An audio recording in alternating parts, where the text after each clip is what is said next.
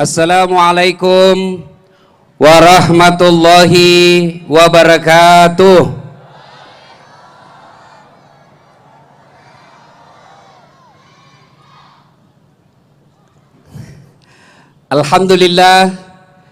Alhamdulillahi rabbil alamin.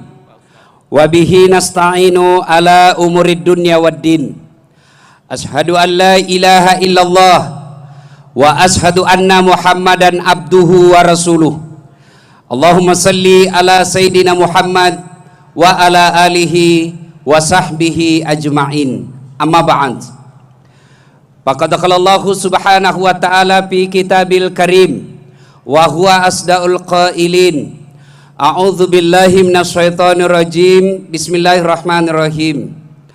Ya ayyuhalladzina amanu taqullaha haqqa tuqatih wa la tamutunna illa wa antum muslimun. Wahai orang-orang yang beriman, bertakwalah kalian kepada Allah dengan sebenar-benarnya takwa, dan janganlah kamu mati kecuali dalam keadaan beragama Islam. Ayat ini tiap Jumat dibacakan khatib. Jangan kamu mati kecuali dalam keadaan beragama Islam. Berarti ada orang di antara kita lahirnya Islam, khitannya Islam, nikahnya Islam, tapi matinya belum tentu Islam. Ada di antara kita KTP-nya Islam, SIM-nya Islam, identitas yang lain tertulis Islam, tapi matinya belum tentu Islam. Siapa mereka? Contoh ji ya, contoh ji. Yang marah-marah. Contoh, ada anak sekolah terlambat pergi sekolah. Dia ambil motornya, balap. Dia langgar rambu lalu lintas. Dilihat sama polisi, dikejar, tangkap. Hoi, kau melanggar rambu-rambu. Kenapa kau langgar? Kau tidak lihat itu? Saya lihat, Pak. Kenapa kau langgar? Saya tidak lihat Bapak. Melanggar. Pengadilan 250.000. Dah ada uangku, Pak. Mari atur saja. Berapa? 50. 40 juangku, Pak. Sudah, ambil 10, mari 30.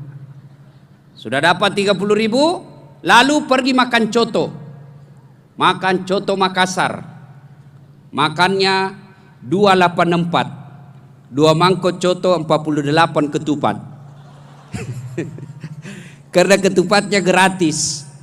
Pas kenyang betul dia keluar warung, disenggol mobil, mati dalam keadaan kafir. Kenapa? Ada barang sogok dalam perutnya. Apalagi? Contoh jinya, contoh. Jangan marah. Anak muda naik motor, motornya genit. Saya dulu waktu sekolah motornya jujur, sadelnya datar. Sekarang anak muda sadelnya nungging. DP nih rebak buah meman nih. DP nih retas nyunyu nih. Coba. Diboncenglah ceweknya. Ceweknya roknya naik ke atas, bajunya turun ke bawah. Ketemu di tengah, tipis sedikit, naik motor. Bonceng laki-laki. Yang cowok dia mainkan rem depannya. Tertabrak sesuatu dari belakang. Hilang konsentrasi. Gas dia kira rem. Rem dia kira gas. Tabrak mobil truk, masuk kepalanya, mati. Cowok cewek ini mati dalam keadaan kafir. Kenapa? Matinya lagi bernafsu. Jalannya bukan muhrimnya. Ceweknya kelihatan auratnya. Laki-lakinya lagi salah niatnya. Mati kafir kok cowok. Contoh jinya, contoh, jangan marah. Anak gaul malam minggu, yuk saweran 5.000 cari teman. Beli bir, vodka, whisky, Jennifer, topi miring, manyang, lempoks. Dia campur lem tikus, beleng-beleng. Kenapa lempoks kok campur lem tikus dong?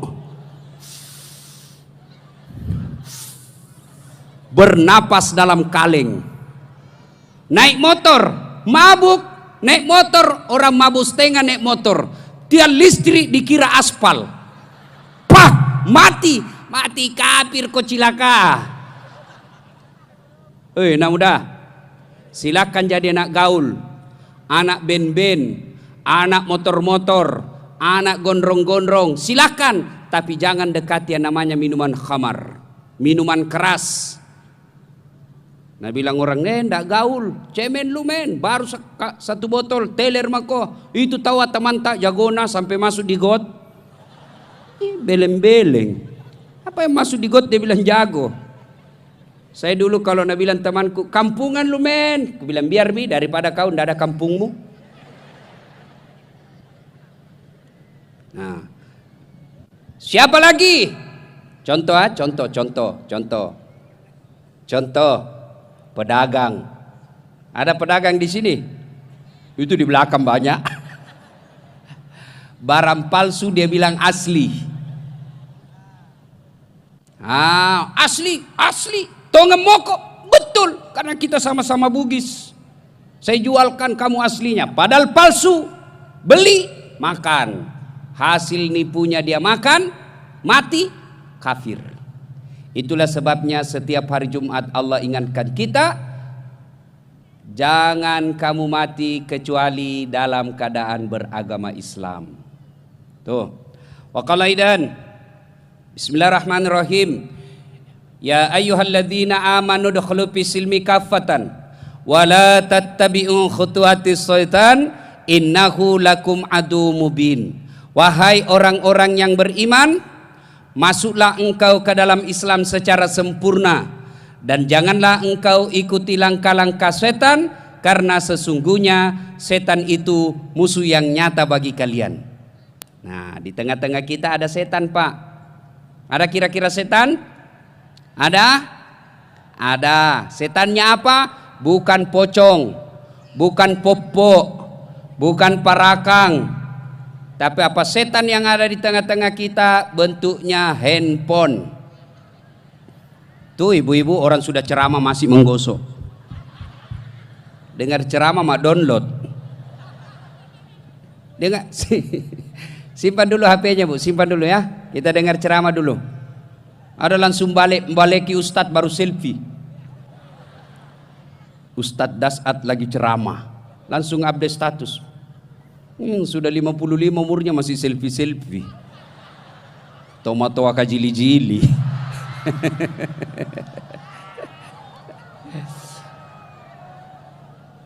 Wa qala idzan bismillahirrahmanirrahim innallaha wa malaikatahu yusalluna 'alan nabi ya ayyuhalladzina amanu sallu 'alaihi wa sallimu taslima.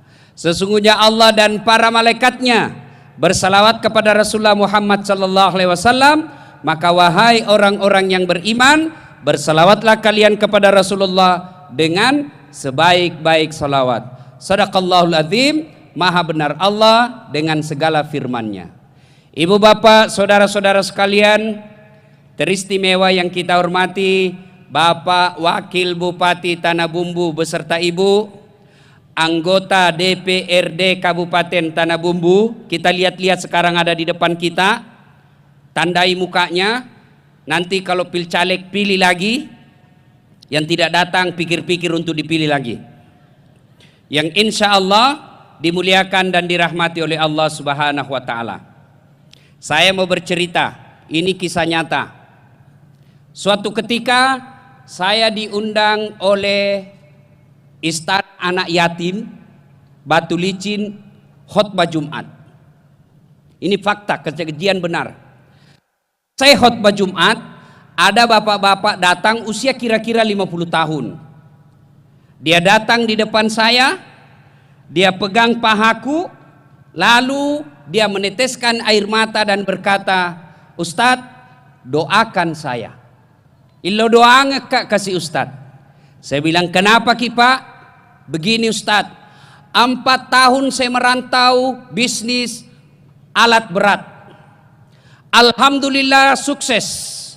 Tapi 2 bulan terakhir ini Ustadz saya bangkrut. Andai saja saya bangkrut tidak masalah. Tapi saya bangkrut dengan meninggalkan utang. Saya mau pulang kampung ke Sulawesi, malu tinggalkan kampung pulang bawa utang. Saya mau tinggal di sini, dikejar-kejar saya sama yang punya uang. Mobilku habis disita Ustadz, tolong doakan saya. Saya bilang, baiklah Pak. Sebelum saya doakan, tolong jawab pertanyaanku dengan jujur. Jangan ki bohong di. Iya Ustadz. Pertama, pertanyaan saya, bagaimana sholatnya Bapak selama ini? Apa dia bilang? Oh itu dia Ustadz. Selama nak kena kak dui Ustadz, hari Jumat saja saya datang.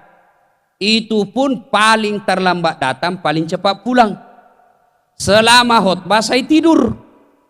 Dalam hatiku, iya itu sabakna cilaka. 2, saya tanya lagi, tolong jawab dengan jujur. Bagaimana Bapak memuliakan istri selama ini? Bagaimana Bapak menghormati istrinya? Dia bilang, wah itu dia juga masalah Ustadz. Lebih kusuka istrinya orang daripada istriku. Oh dalam hatiku, ya tuh itu sabarin bo. Yang ketiga saya tanya lagi, bagaimana Bapak menghormati orang tua selama ini? Waduh Ustadz, selama saya merantau tidak pernah saya pulang lihat orang tuaku. Yang keempat, tolong jawab jujur. Bagaimana Bapak bayar zakat sedekah selama berbisnis? Wah itu dia Ustadz, lebih banyak masuk ke panti pijat daripada panti asuhan. Saya sudah jangan banyak cerita. Inilah 4 sebabnya. Saya bilang, Pak, mau sukses, mau Ustadz. Mau kembali usahanya, mau Ustadz. Maka lakukan 4 ini. 1, tunaikan sholat dengan sebaik-baiknya. Pakai singi sempajata. 2, muliakan istri, hindari maksiat. 3, muliakan orang tua, penuhi kewajiban sebagai anak. Dan yang keempat, jangan lupa dapat rezeki, bayar zakat dan sedekah. Lakukan 4 hal ini Pak. Telepon saya 2 bulan yang akan datang. Saya berani sampaikan ke dia waktu itu, telepon saya 2 bulan yang akan datang. Kalau tidak menjadi baik hidupnya, telepon saya, katai saya Ustadz Dasat, Ustadz pembohong. Kalau tidak berubah menjadi bagus. Kenapa saya berani katakan ini? Banyak orang saya kasih terapi seperti ini, alhamdulillah kembali sukses usahanya. Ringkas kisah, beberapa hari kemudian, belum cukup 2 bulan, baru 2 minggu, hari Jumat berlalu belum ada telepon. Jumat kedua selesai saya khutbah ada telepon bunyi. Assalamualaikum Ustadz. Waalaikumsalam. Masih ingat saya Ustadz? Saya bilang dalam hati, siapa ini? Sok merasa saya kenal.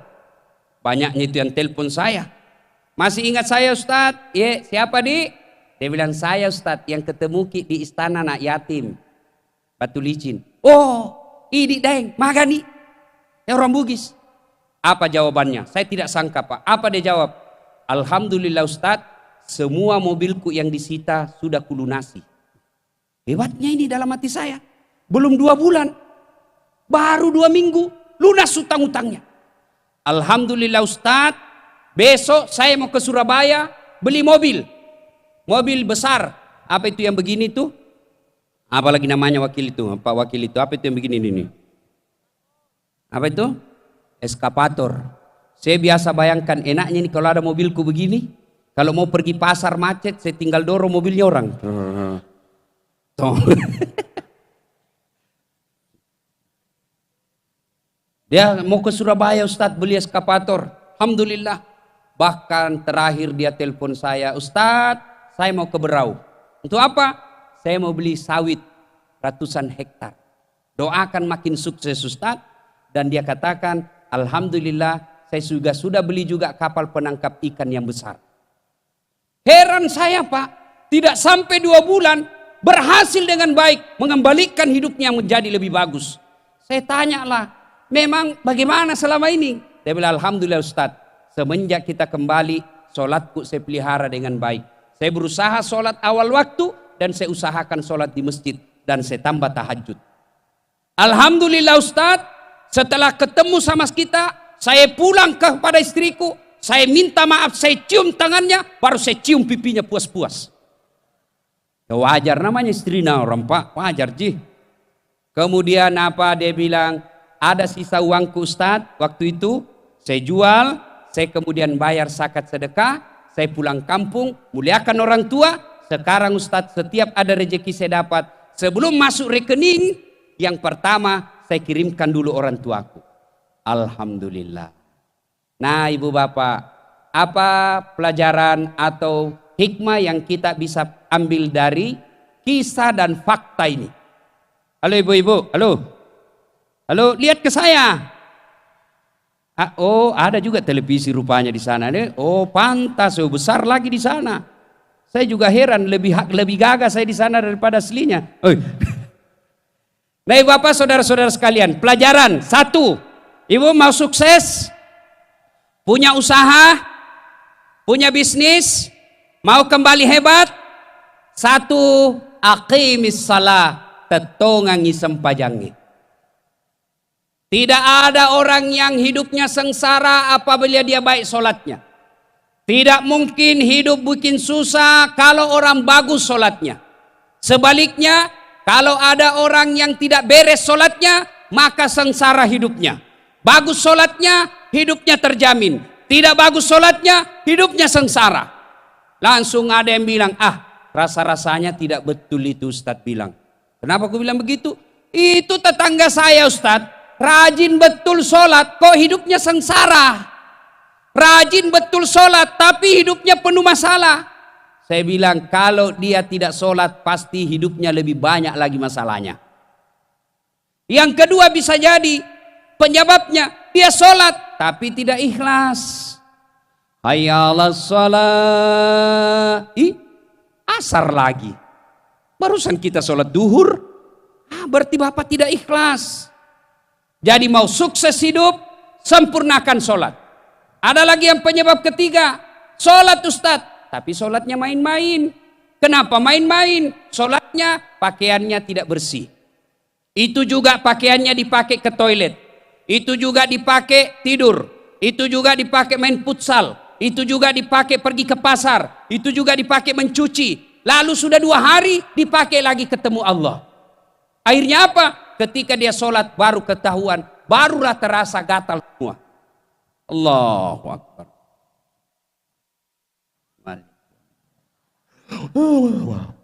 Iya kan. Ada bangke sampai pantat. Siapa ajar ki sholat menggaruk pantat? Allahu Akbar. Tidak semangat. Assalamualaikum. Assalamualaikum. Atau terlalu semangat. Allah. Ada juga saya lihat itu sholat begitu. Ada juga sholat kayak ditiup angin.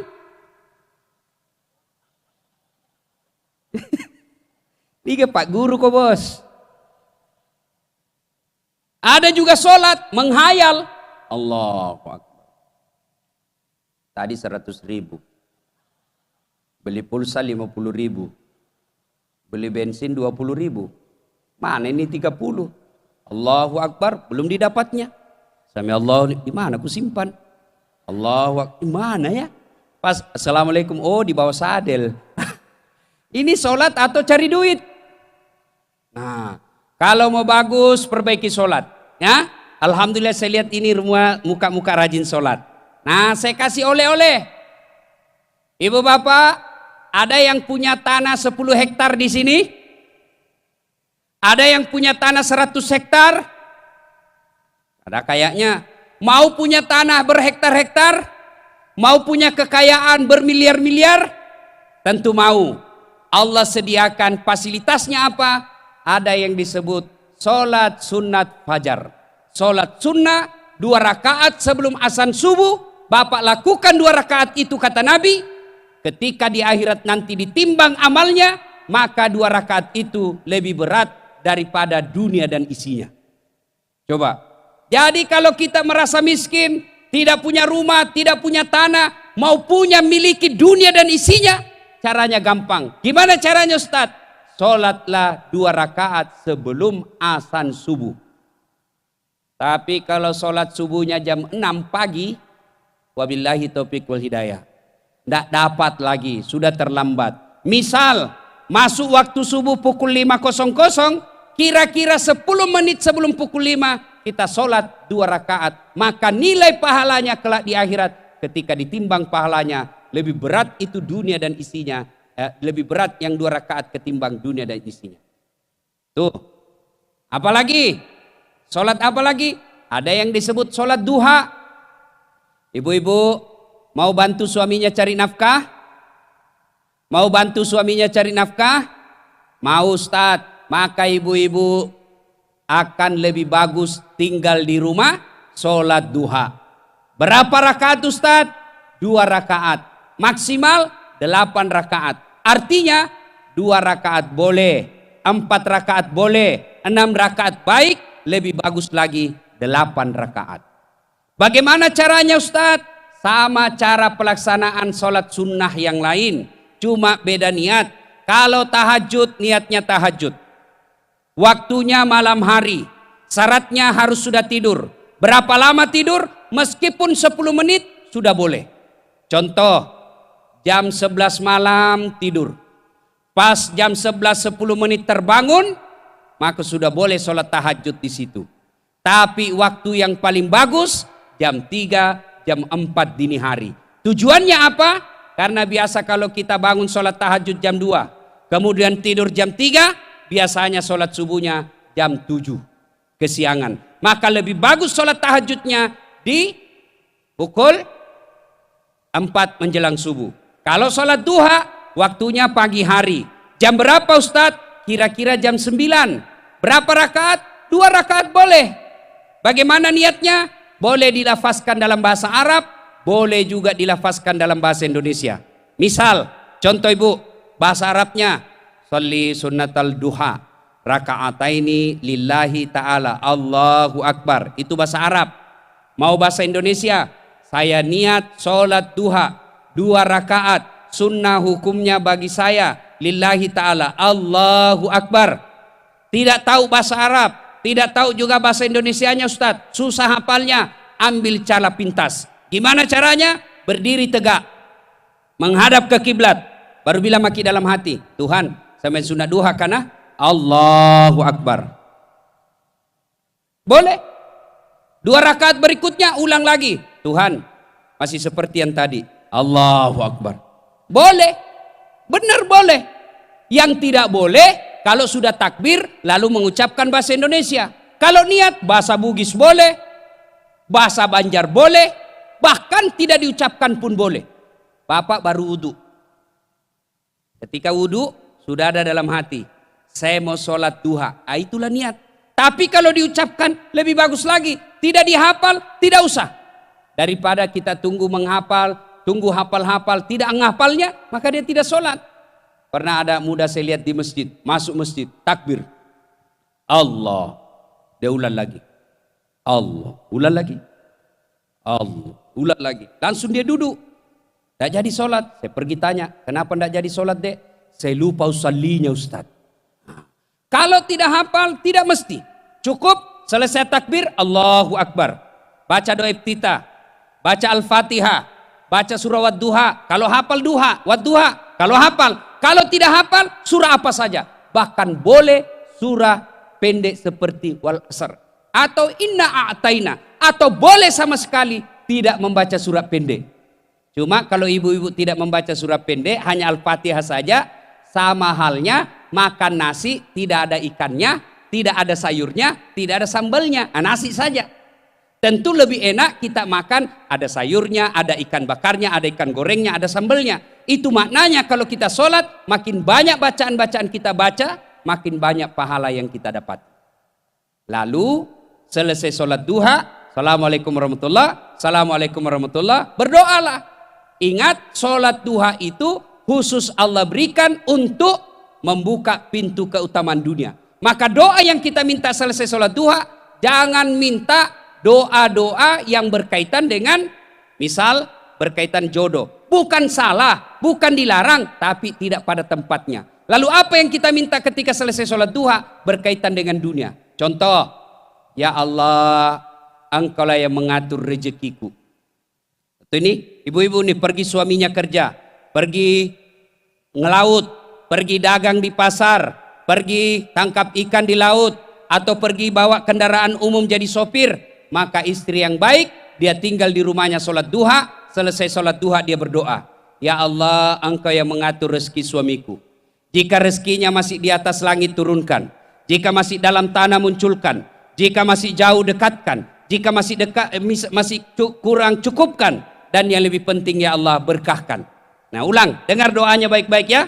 Ya Allah, Zat yang mengatur rezeki kami, jika rezeki suamiku masih di atas langit turunkan, jika masih dalam tanah munculkan, jika masih jauh dekatkan, jika masih sedikit cukupkan, dan yang lebih penting dari itu ya Allah berkahkan. Selesai itu telepon suami. Alangkah bahagianya kita seorang suami. Selesai istrinya sholat, lalu mendapat teleponlah istrinya atau SMS, Pak, jangan menghalalkan segala cara. Bapak baru saja saya doakan dalam sholat duha, insya Allah rezeki tidak akan diambil orang, rezeki tidak akan tertukar. Itu bu, ibu, rahasia laki-laki nih bu. Kami ini laki-laki, kalau selesai dengar SMS atau selesai mendapat telepon dari istri, paling tidak SMS yang bunyinya memberikan dukungan kepada suami, itu biasa suami langsung kasih lihat semua temannya warung kopi. SMS-nya istriku, Itako bos, makasih toh. Ibu, biasa aja kita SMS begitu suami tak? Iya, biasa. Tapi paling SMS-nya ibu dari rumah, jangan lupa singgah beli gas. Sholat duha, adik-adik remaja, ini contoh pribadi saya. Bukan mau sombong, bukan mau takabur. Alhamdulillah, sejak SMP terbiasa sholat duha. Selesai sholat duha, saya berdoa kepada Allah. Ya Allah, Engkaulah sumber segala ilmu pengetahuan. Bukakan pintu hati dan pikiran saya dalam menuntut ilmu. Berikan saya kemudahan dalam berpikir, kemudahan dalam pemahaman. Alhamdulillah, baca Al-Fatihah, selesai. Jadi waktu SMA, begitu bunyi bel, teman-teman pada lari ke kantin. Saya masuk ke musola, sholat duha dulu. Selesai sholat duha, saya berdoa kepada Allah. Selesai berdoa, barulah saya ke kantin. Kalau ada uang. Kalau tidak ada uang, carian orang kaya ndongo. Ada PR? Ada. Kerjakan dulu dasar, gampang. Tapi belikan dulu jalan kote. Barter ki bos. Selesai, baru berdoa kepada Allah. Alhamdulillah, dengan doa itu saya yakin Allah kabulkan doa saya. Alhamdulillah sekolah lancar. Sarjana 2, Master 1, S3 2, doktor saya ada 2. Sarjana saya juga ada 2. Bagaimana caranya? Saya tidak juga tahu caranya. Caranya saya rutinkan sholat duha. Adik-adik mau sukses sekolah dengan baik, merantau ke Samarinda, merantau ke Balikpapan, merantau ke Banjarmasin, merantau ke tanah leluhur kalau dia orang Bugis ke Sulawesi, maka jangan lupa biasakan sholat duha. Sholat duha tidak dibayar. Selesai sholat duha, mintalah pertolongan kepada Allah. Nih yang kedua. Tadi sholat fajar, 2 sholat duha. Yang ketiga yang mesti kita lazimkan adalah sholat sunnah taubat. Ini terutama bapak-bapak yang sudah bau-bau kubur, yang sudah pensiun. Tapi kematian itu tidak harus tua dulu. Ada orang ketika saya ceramah kematian, takziah, itu anak muda langsung orang tua dia lihat-lihati. Yang sudah pensiun, sudah putih rambutnya, dia pikir barangkali langsung dikasih kaget orang tua. Apa kau lihat? Yang namanya kematian tidak harus tua dulu. Yang namanya kematian, anak muda mati, orang tua mati, orang kaya mati, orang miskin mati, pejabat, rakyat biasa, anggota DPR, polisi, ibu-ibu, ustadz. Di belakang sedikit. Nah ibu bapak saudara-saudara sekalian, nah ketika usia kita makin uzur, maka sholat yang paling bagus kita lakukan adalah sholat sunnah taubat. Kapan waktunya Ustadz? Selesai sholat maghrib menjelang isya. Boleh selesai duhur? Boleh. Boleh sebelum duhur? Boleh. Boleh setelah isya? Boleh juga. Tapi waktu yang paling bagus selesai salat maghrib, menunggu isya, maka kita sholat taubat. 2 rakaat salam, 2 rakaat salam, 2 rakaat salam. Berapa rakaat jumlahnya? Maksimal 6. Di sujud terakhir, selesai atau selesai sholat, bertobatlah kepada Allah. Mohon ampunan kepada Allah. Ya Allah, ampuni saya. Ya Allah, kemarin saya hilap di kantor. Saya pegang tangannya sekretarisku, dia pegang kak juga. Akhirnya baku pegang-pegang, ya Allah. Ampuni dosa dan kesalahan saya. Dan yang lebih penting dari itu, ya Allah, berikanlah saya kesanggupan dan kemampuan untuk tidak mengulangnya. Nah ibu bapak saudara-saudara sekalian, inilah resep pertama. Mau sukses, mau hebat, perbaiki sholat. Aqimis salah, dirikan sholat. Yang kedua, belajar dari kisah yang saya sampaikan tadi. Yang kedua, hindari maksiat, hindari dosa, berbuat baik kepada istri, muliakan suami. Alhamdulillah saya lihat ini ibu-ibu soleha. Ibu-ibu mau jadi istri yang soleha? Mau? Bawa pulang ini resepnya. Gampang sekali menjadi istri yang soleha. Bagaimana caranya Ustadz? Rumusnya sederhana. R-E-N-A-H. Bacanya Rena. Apa itu Rena? R. Ramah. Istri yang soleha bertutur kata yang sopan dan santun kepada suaminya.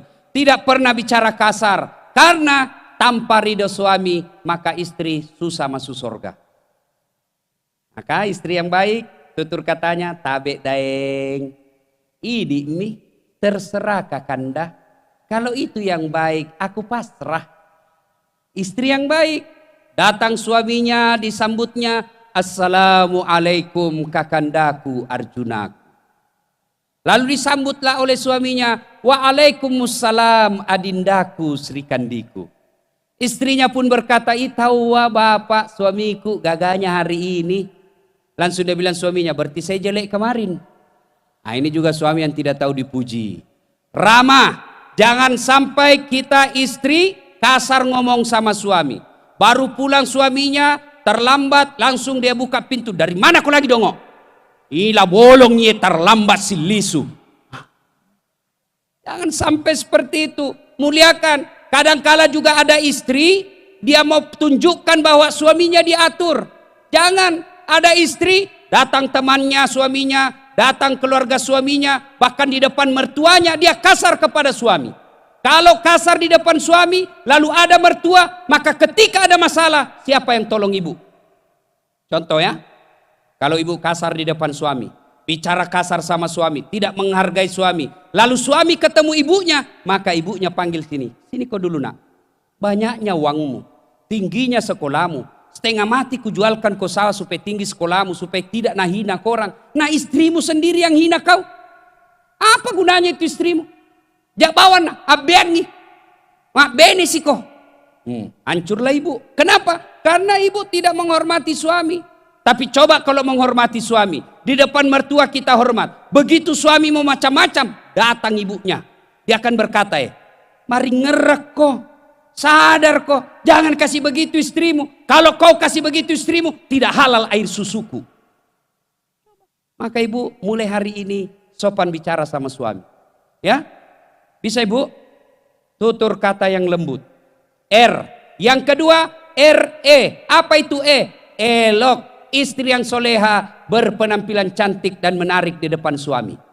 Alhamdulillah ibu-ibu malam ini cantik semua. Tapi Nabi bilang ibu-ibu bapak-bapak di Makassar, iya cantik kalau mau pergi pengajian Ustaz. Giliran mau tidur sama kita daster 3 hari tidak ada cuci nak pakai.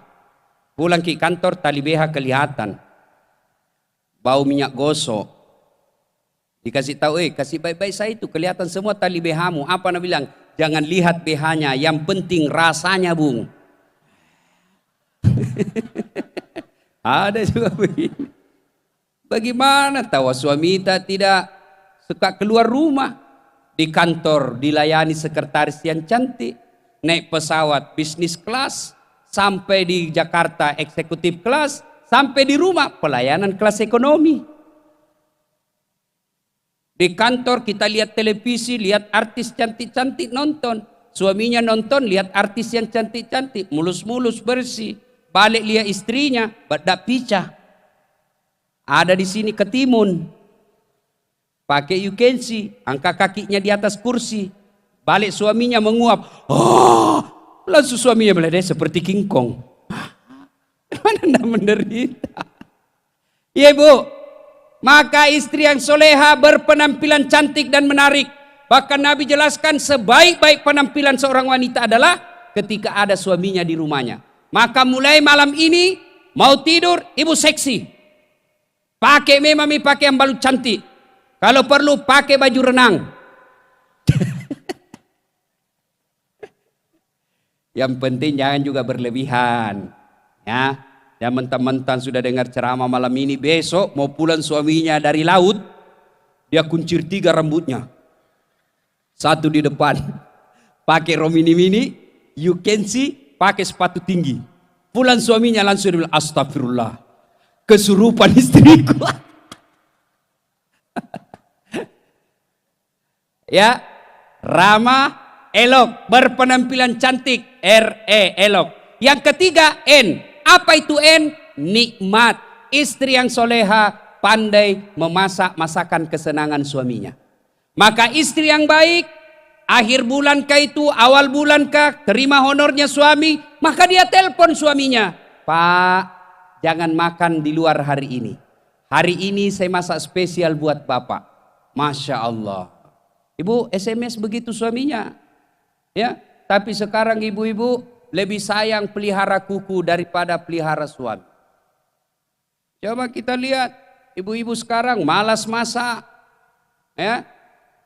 Siapa yang ngurus suaminya? Pembantu. Mau makan suaminya? Pembantu yang ngurus. Mau mandi suaminya? Pembantu sediakan handuk. Mau pergi kerja suaminya? Pembantu sediakan sepatu. Datang suaminya? Pembantu yang bukakan sepatunya. Mau tidur suaminya? Pembantu yang temani. Apalagi kalau pembantunya lebih seksi dari ibu. Ibu banyak lemaknya. Wassalam. Nala bene, nala lakemu tahu beng. 1. Ramah. 2. Penampilan cantik. 3. Memasak masakan kesenangan suami. Yang keempat RENA. Apa itu? Anggun. Anggun itu cerdas. Ibu belajar daripada nonton telenovela, daripada nonton sinetron yang bikin galau. Nonton sinetron, dia lihat artis India, dia bandingkan suaminya. Pasti kalah suami tak. Dia lihat artis-artis, dia lihat hidupnya yang enak-enak, maka dia tuntut suaminya seperti itu juga. Daripada nonton sinetron yang membuat hati kita kotor, yang membuat pikiran kita kotor, lebih baik kita belajar agama. Maka di rumah sebaiknya banyak buku agama. Bapak-bapak belikan buku istri. Kalau bapak tidak mampu mendidik istri, tidak punya ilmu untuk mendidik istri, maka sebaiknya bapak belikan buku agama, kasih istri. Baca ibu, sebentar malam kita bahas di tempat tidur. Selesai malam, pulang kerja suaminya, diskusi di kamar. Bagaimana hasil bacaannya ibu? Alhamdulillah bagus sekali ini buku pak. Bagaimana kesimpulannya pak? Istri yang baik adalah taat kepada suami. Tapi suami yang baik harus menjadi imam yang bagus juga akhlaknya. Bola balik, sama-sama kena. Yang kelima, kata agama kita mengajarkan istri yang baik setelah RENAH. Apa ini H? Hemat. Istri yang soleha pandai memanajemen keuangan keluarganya. Jangan menjadi istri yang selalu mengkompor istrinya, suaminya. Banyak istri pergi pengajian, pulang pengajian malah dihasut suaminya. Apa katanya? Pak, itu tadi di pengajian, itu pegawai honor, tebalnya gelangnya pak, kayak pelek sepeda itu gelangnya istrinya. Bapak ini sudah 4 tahun kepala dinas, ini cincin masih cincin kawin. Apa kek kau bisa sikat di kantormu? Ini namanya mah Pak Guru salah. Kata pepatah orang Bugis, aja musuru lakemu toa isikuna. Paham ibu? Paham? Aja musuru lakemu toa isikuna. Bahasa Indonesianya, jangan kau paksa suamimu menggigit sikunya. Ini siku. Coba bapak-bapak gigit sikunya. Gigit nih. Sampai 17 Muharram 7 kali tidak bisa digigit. Tak putar-putar. Maknanya apa? Jangan menyuruh suamimu di luar kemampuannya. Maka istri yang baik, dia akan berkata setelah pergi suaminya, Pak, jangan menghalalkan segala cara. Rezeki bapak sudah diatur Allah. Yang penting bapak bekerja, berapapun bapak datang, bawa atau tidak bawa, saya mensyukurinya. Nah, ini istri yang baik. Jangan menjadi istri yang stepa. Tahu stepa? Selera tinggi ekonomi pace. Motom pakai handphone yang mahal-mahal. Untuk apa? Pakai mic 3G. Padahal dia bukan artis, bukan wartawan. Orang pakai 3G itu yang video call. Kalau dia wartawan, dia mau siaran langsung. Kalau kita pakai 3G seperti HP-nya mamaku. 300.000 3G juga. Miss call G, SMS G, terima G. Nah, 3G juga itu namanya. Ibu bapak, saudara-saudara sekalian. Maka mau baik dalam rumah tangga, mau sukses usaha, muliakan istri, hormati suami. Nah, bagaimana pula kita sebagai suami? Maka suami yang baik akan menjadi istrinya. Suami yang baik akan menjadi contoh buat anak dan istrinya. Jangan sampai kita menjadi suami kita menjadi kepala rumah tangga, melarang anaknya merokok, lalu dia merokok. Awas kau, saya dapat kau merokok, saya kasih makan kau itu rokok dengan batang-batangnya semua. 10 menit kemudian, nak, pi kau belikan kak rokok.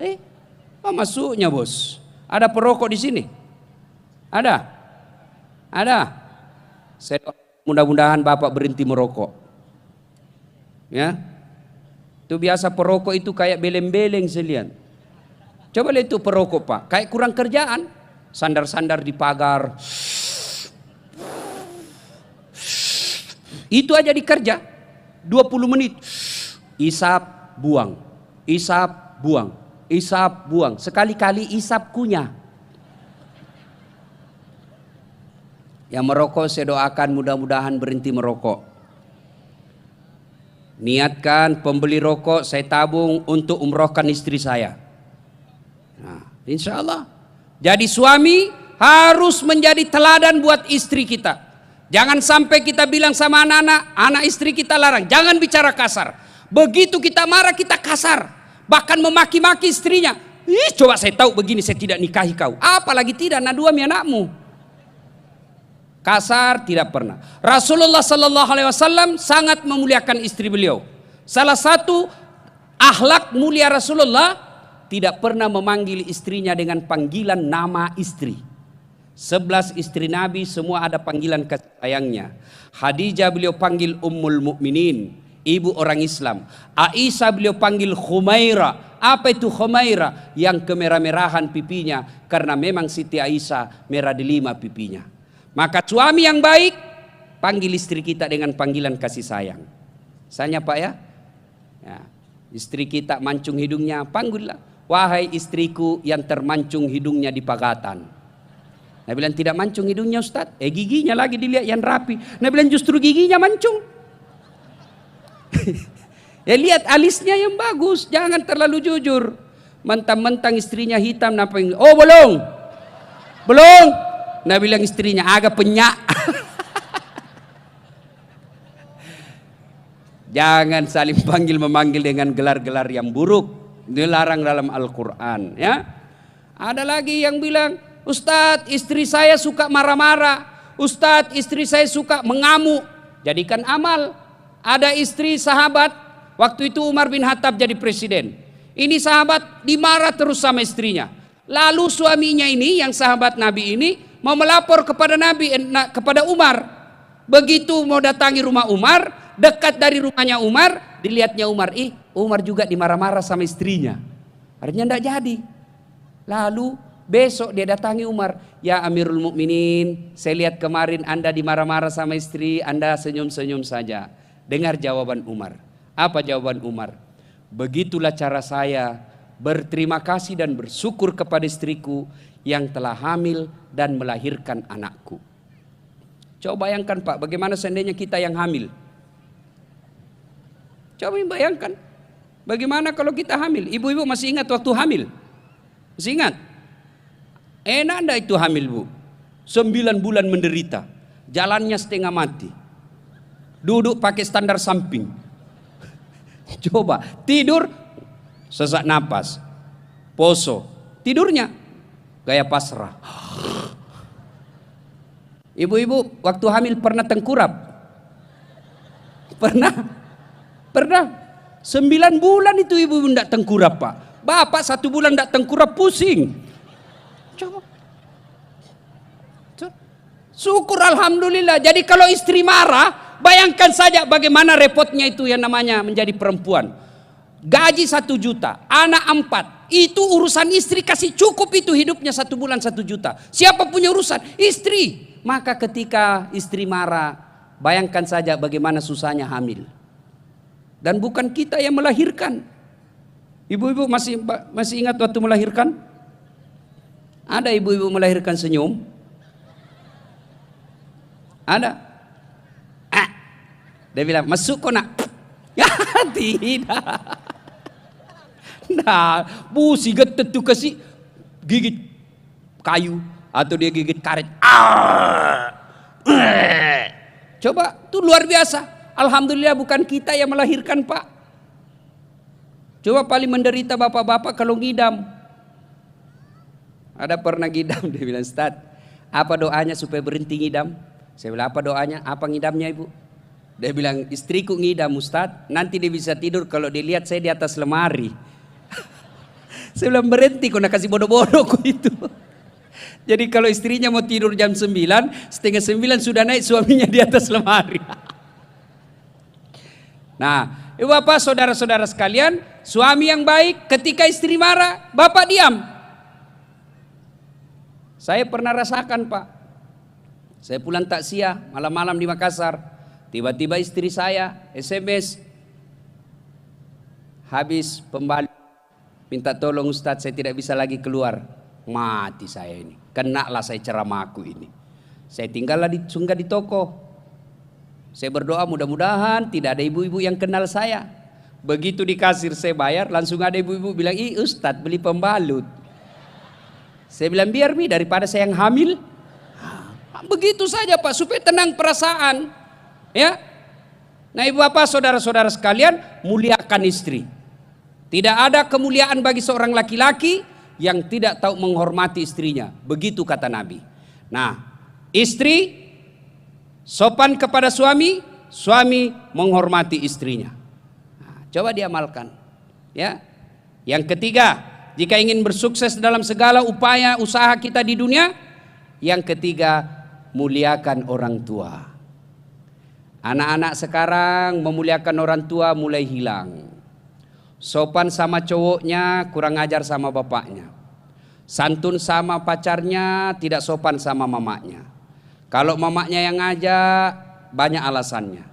Giliran cowoknya yang ngajak, cari alasan supaya bisa keluar meskipun dia bohongi orang tuanya. Auzubillah min zalik. Percayalah saudara-saudara sekalian, tidak ada keberkahan bagi anak yang durhaka sama orang tuanya. Imma yablughanna indakal kibra ahaduhuma au kilahuma fala takullahuma uf wala tanharhuma wa kullahuma kaulan karima. Itu perintah agama. Jangan berkata saja, bicara kasar saja. Dilarang dalam agama, apalagi sampai meneteskan air mata orang tuanya. Saudara-saudara sekalian, mau sukses dagang, mau sukses upaya kita, apapun pekerjaan kita, muliakan orang tua. Salah satu cara memuliakan orang tua yang mulai hilang di tengah-tengah kita, tidak sopan ketika telepon sama orang tua. Contoh, adik-adik atau bapak-bapak nih, menerima kita telepon, ibu kita lagi telepon, ya, tiba-tiba menelpon kita punya bos, anggaplah menelpon kepala dinasnya. Ini Satpol PP ditelepon sama kepala dinas, atau Satpol PP ditelepon sama bupatinya. Langsung dia reject teleponnya ibunya, dia matikan telepon ibunya, lalu dia katakan, siapa bupati? Perintah. Ini tentu cara menyakiti orang tua. Tidak sopan anak seperti ini. Lalu bagaimana cara yang baik? Salah satu cara yang baik, menerima telepon dengan santun, menerima telepon dengan penuh adab. Gimana caranya Ustaz? terima teleponnya Pak Bupati, lalu disampaikan, Pak, mohon maaf, saya lagi online, lagi terima telepon ibu saya. Sebentar saya telepon balik Pak. Lalu kita lanjutkan bicara sama orang tua.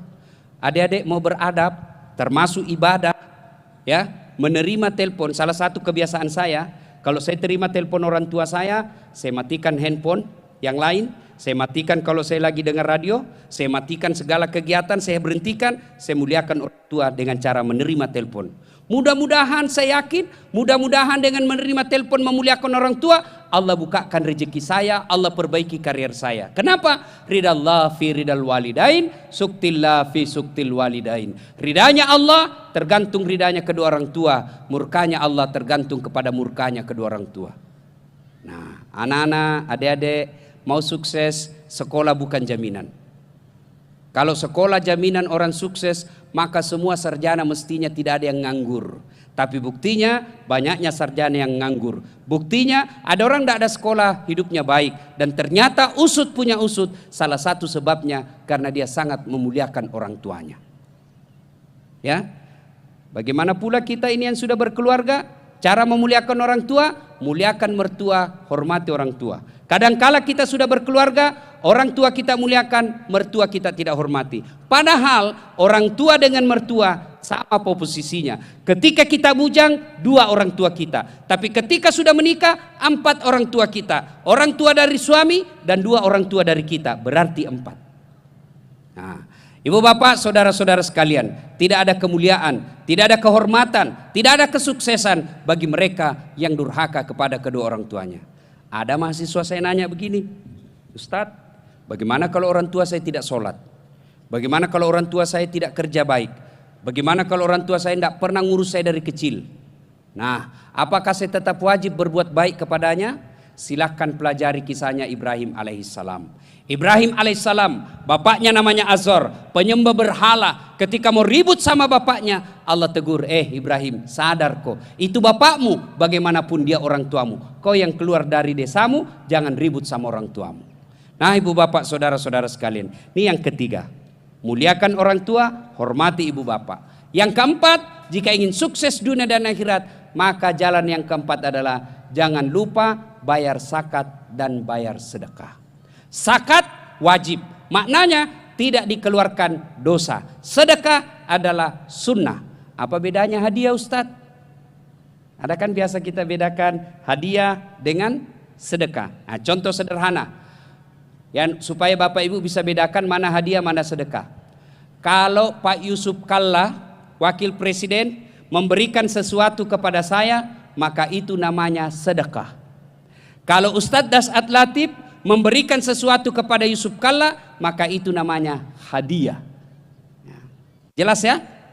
Sedekah, orang atas berikan kepada yang lebih bawah. Sedekah. Orang bawah berikan kepada yang lebih atas, itu namanya hadiah. Nah, mau sukses, keluarkan zakat. Bagi mereka yang tidak mau mengeluarkan zakat, maka harta-hartanya akan terkotori. Contoh, fungsi zakat itu membersihkan harta penghasilan. Ibu-ibu kasih air gelas, itu halal atau tidak? Air gelas yang kita beli dengan halal, cara mencari duitnya halal, kita beli. Nah, sebelum kita minum kasih masuk gelas. Itu air putih halal apa tidak? Halal. Nah, karena Bapak Ibu tidak bayar zakat, tidak mengeluarkan zakat, yang air gelas 1 gelas ini adalah gaji dagang, ya, pegawai negeri. Nah, itu halal. Kita punya penghasilan halal. Lalu karena kita tidak bayar zakat, maka air bersih yang halal tadi ini diibaratkan dia ambil air toilet. Tahu air toilet, Ibu? Tempat kita buang air besar atau air got. Ambil air got. Sudahlah, air got. Ambil 1 tetes saja. Yang hitam itu kotor, yang kita lihat ada orang buang air besar dari sana. Lewat zaman saya kecil dulu, mandi di sungai, di atas buang air besar, kita mandi di sini pakai sampo. Nah, kita tiba-tiba kasih masuk di got itu tangan, lalu ditetesi 1 tetes. 1 tetes saja yang air bersih tadi masuk ke dalam. Kira-kira Bapak Ibu masih mau minum enggak itu air? Masih mau minum?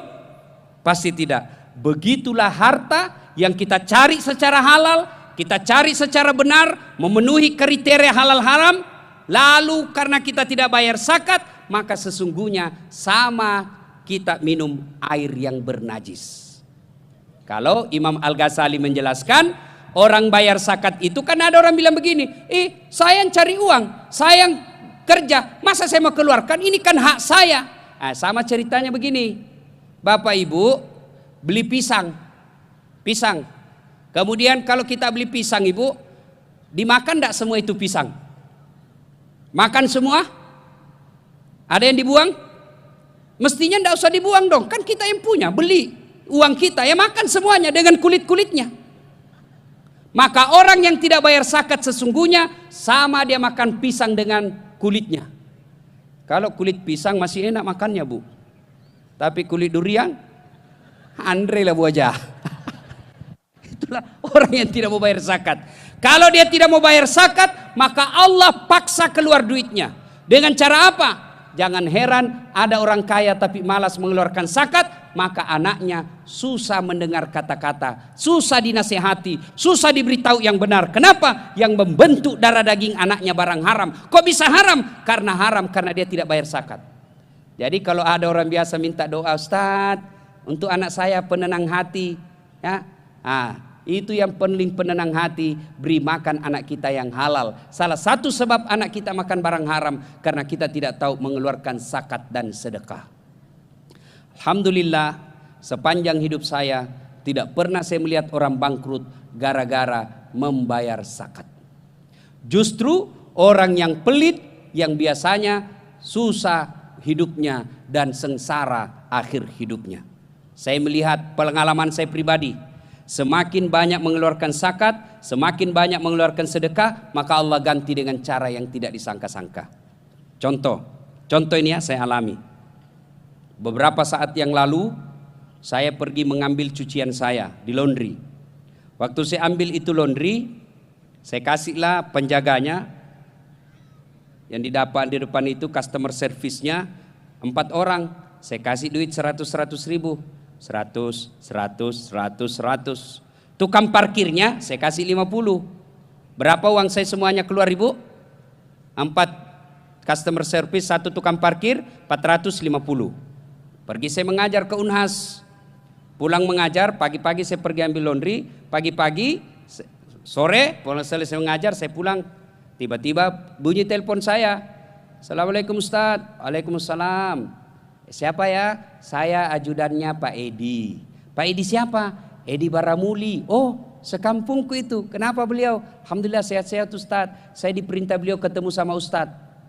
Ayo ya, ketemu di kantor ya, Jalan Kakak Tua, Makassar. Sudah, datanglah dia. Sampai saya di kantor, datang ketuk.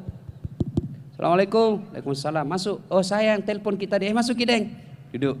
Cerita. Pak Ustaz, ini ada salam dari Pak Edi. Langsung ditarik kantongnya. Ada amplop tebal. Tapi Ustadz, ini ada kiriman dari Pak Edi. Dalam hatiku, saya bilang langsung, kenapa ada? Kok bisa? Saya lama tidak ketemu. Ini Pak Ustadz, enggak tahu juga. Tiba-tiba ada kiriman. Padahal dalam hatiku, cepat sudah, mari itu cepat. Sudah, pulang. Berapa keluar duit saya tadi pagi Pak? Berapa? 450 ribu. Begitu saya buka itu amplop, berapa isinya? 15 juta. Coba. Banyak sekali pengalaman saya. Pernah lagi, saya pulang mengajar, saya lihat tukang cat naik sepeda. Tukang cat, orang tua naik sepeda. Pasti orang susah hidupnya. Udah, saya mau kasih duit. Setan gatal. Ketika kita mau berbuat baik itu Pak, setan masuk. Setan itu bisa jadi dalam bentuk keluarga. Ada bapak-bapak mau bersedekah 400 ribu dalam kantongnya. Begitu mau pergi didapat sama istrinya. Uang apa ini Pak? Mau beli semen, masjid lagi dibangun. Apa dia bilang istri? Sok kaya juga kamu. Mari tuh belikan cincin. Kalah sama istrinya. Istri seperti ini suaminya masuk surga, istrinya di blender. Kadang-kala kita sembunyi didapatnya juga itu ibu-ibu. Ada suami disimpan duitnya di bawah tempat tidur. Sudah itu disimpan lagi di bawah plastik, dibungkus lagi kertas. Didapat sama istrinya. Langsung istrinya bilang, Pak, duit apa ini? Dia bilang suaminya, duit sial. Maksudnya, saya sudah setengah mati sembunyi, kok masih dapat?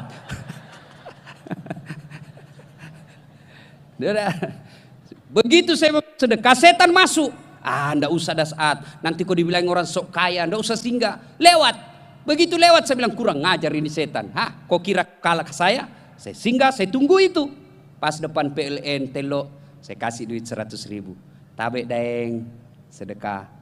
Keluar doanya, mudah-mudahan anak sehat walafiat, murah rezekinya, bahagia rumah tangganya, Allah gantikan secepatnya. Pergilah saya. Tiba-tiba siang-siang ditelepon saya yang punya pesantren di Pangkep, Ustadz Masrur namanya. Ustadz, sebentar malam ada Ustadz Samsi Ali, Imam New York. Gimana kalau kita ketemu di Wong Solo? Mohon maaf, saya janji istri saya makan malam hari ini. Sudahlah Ustadz, datang. Akhirnya saya telepon istri saya, Tabek sayang. Kenapa ketawa ibu? Saya kalau panggil istriku sayang. Cuma hati-hati kalau ibu tidak pernah dipanggil sayang sama suaminya. Tiba-tiba sudah 30 tahun suami istri, tiba-tiba dipanggil sayang. Hati-hati. Ada orang lama setiap dia dipanggil sayang, ada tamu. Sayangku buat air panas. Sayangku buka pintu. Tiba-tiba cucunya bilang, kakek romantis betul. Dia panggil cucunya, aja merukah, jangan ku ribut. Kenapa kek? Ku lupa namanya nenekmu. Bapak saudara-saudara sekalian, ya sudahlah, kasih. Saya pergilah malamnya. Ceramah Ustadz Samsi Ali, saya hanya mendengar. Begitu selesai acara, saya keluar, dikasihlah honor untuk Samsi Ali. Kasih. Apa kata Samsi Ali? Tidak usah. Jangan, tidak perlu. Saya sudah dapat tadi di dalam. Yang punya pesantren tadi langsung bilang, saya sudah niatkan harus keluar ini malam. Langsung dia tikungan ke saya. Kalau gitu Ustaz, saya bilang, tidak usah. Pada dalam hatiku, cepat ke sini. Berapa keluar duit saya pagi-pagi Pak? Saya kasih tukang cat, 100.000. Begitu saya buka amplop, berapa isinya? 10 juta. Kenapa ibu miskin? Kenapa bapak-bapak susah? Karena malas bersedekah. Coba mulai besok sedekah. Isi itu celengan kalau hari Jumat. Meskipun 100.000 daripada 10.000 tidak ikhlas. Lebih baik 100.000 ikhlas daripada sudah 10.000 tidak ikhlas lagi. Enggak tahu, saya serius ini. Terlalu pelit. Tidak ada orang suka itu orang pelit Pak. Bahkan orang pelit sekalipun tidak suka sama orang pelit. Jangan kopi rumana seke. Padahal dia juga seke. Jak naruh seke. Sedekah Pak. Bapak-bapak, ada yang rusak, ada yang sudah setengah mati hidupnya, banyak penyakitnya. Coba tolak bala dengan sedekah. Tolak bala. Sekalian saya luruskan. Alhamdulillah saya ingat. Orang-orang tua dulu sebelum datang Islam, mereka belum tahu, belum sampai dakwah kepada mereka. Mereka cara-cara tolak balanya apa? Pandretasi. Orang dulu sebelum mereka sadar, sebelum mereka tahu dakwah. Sekarang tolak bala tidak boleh, jangan lagi begitu. Kalau masih ada seperti itu, bukan pandretasi namanya, tapi apa? Mandreritasi. Tak makan, tidak apa-apa. Tapi jangan berpikiran bahwa tolak bala kasih makan ikan di laut. Lebih baik kasih makan anaknya tetangga atau janda-janda tua. Kasih makan itu. Jangan yang janda muda. Kalau janda muda banyak yang mau selesaikan. Janda tua bersedekah. Bapak misalnya sudah ke dokter kiri kanan tidak sembuh-sembuh, coba terapi dengan sedekah. Gimana caranya Ustadz? Bangun sholat tengah malam, minta dalam namanya sholat hajat, minta pertolongan kepada Allah. Ya Allah, Zat yang menyembuhkan, Engkau lah sumber segala kesehatan, Engkau yang bisa menyembuhkan penyakit saya. Tak ada manusia kecuali Engkau lah yang bisa menyembuhkan. Ya Allah, ya Allah, sembuhkan penyakitku. Salah satu tolak bala saya, ya Allah, saya bersedekah besok, saya bantu anak yatim piatu 1 juta. Insya Allah tolak bala. Coba amalkan itu. Gimana Bapak tidak susah hidupnya kalau pelit? Ya, bersedekah. Tidak ada orang bangkrut ketika rajin bersedekah. Ibu bapak saudara-saudara sekalian, solat, hindari maksiat, muliakan istri, hormati suami. Kemudian bayar zakat sedekah dan pandailah melaksanakan kewajiban memuliakan orang tua. Insya Allah 4 hal ini kita lakukan, maka maqamam mahmuda, Allah angkat derajat kita, derajat di dunia dan insya Allah derajat di akhirat.